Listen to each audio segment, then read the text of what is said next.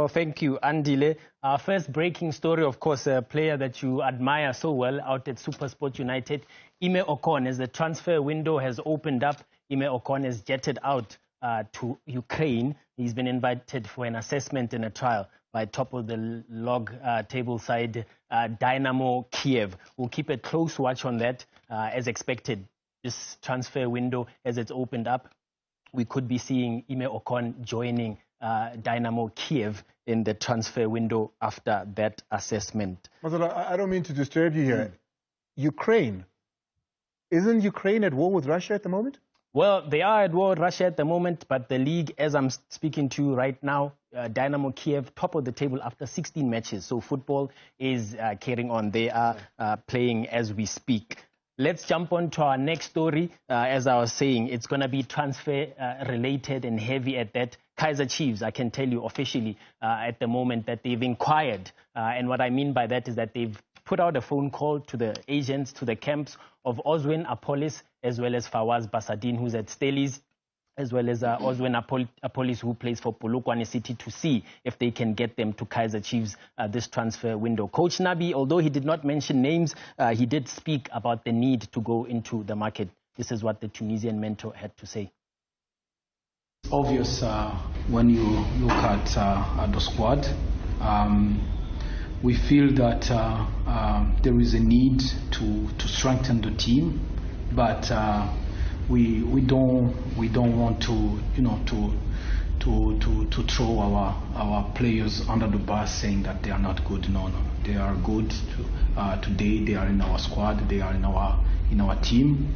But every transfer window, you take the opportunity to try to strengthen the team, and the club is working very hard to find the best opportunities possible, and we hope that everything that we can improve our squad. He's a man under pressure with the fans at the moment, but he's been saying he needs 3 windows, number one, for Chiefs to be right, and also he needs to reinstate. Those are the players that he's looking at, Appolis and Fawaz. What do you think? Look, I think they will come very trendy at this moment, because I think that's what the coach wants. And you ungabona now how they're playing, and he's been trying, chop and changing players, and some of the players out of position. But going back to the story, one game, Bafana, I think it was in Cape Town, and Appolis was man of the match, and I handed over the check Okon. So ngimbizele side ngifuna ukwazi kahle ukuthi yini lemblokayo ukuthi angazi ku-Chiefs. But it's not me, coach. It's not me, legend. I don't know why am I not able to join Chiefs. Ngathi but wena ufunani? Wathi ngifuna ukukhula.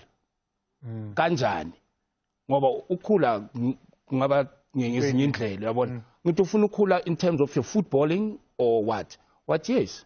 Maybe something that can be challenging. Not taking anything away from Polokwane City. But this is a player that at least I did hear what he has to say, and I think he will be a good acquisition for Kaizer Chiefs.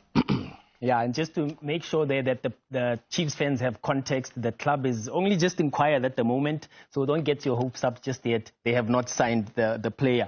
Moving on to another transfer-related story, Amazulu have confirmed that Junior Dion as well as Yangam Joli are joining Marumo Gallant on loan. But the story here is that Gallant, as of now, as I'm speaking to you now, are still serving a transfer ban. So it remains to be seen whether this registration of a loan deal for the next 6 months actually does go ahead. If I'm a betting man, the answer is no, because they still have to settle some debt. We move over to North Africa now. Exclusively, Coach Rulani Mokwena speaking to our friends over at KEF. He's under pressure at the moment. After 17 matches, he's 6th position with Wydad Casablanca, and I'm told he's been given just 3 games to turn things around. The coach did respond to questions around the fanatic fans who are passionate, and they want him to change things around at Wydad Casablanca. They are called winners for a reason. They want to win everything. They want to win every match. They want to succeed at everything that they do. And this is the mentality of big clubs. Real Madrid is the same. Manchester United is the same. Manchester City, the fans put pressure on the players, the coaches, to win every single day. So the expectations, I think, are normal.